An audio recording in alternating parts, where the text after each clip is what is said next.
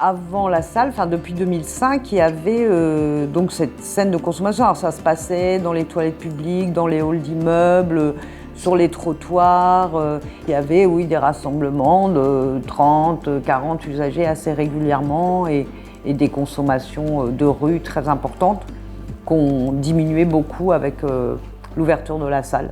L'enquête de l'INSERM qui a été menée depuis le démarrage du projet, même un peu avant, a montré plusieurs points importants, une réduction des pratiques à risque de 11%, une réduction du recours aux urgences pour 26%, une réduction des actes délictueux pour 20%.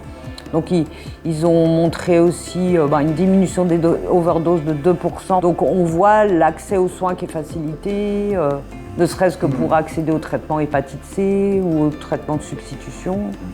Sur l'environnement, on a une réduction de 3 fois, une réduction, les seringues usagées, le matériel usagé a été diminué par 3. Moi j'habite, mes fenêtres donnent sur la salle. Vraiment ce que ça a amélioré, c'est que ça a fait disparaître ces scènes d'injection.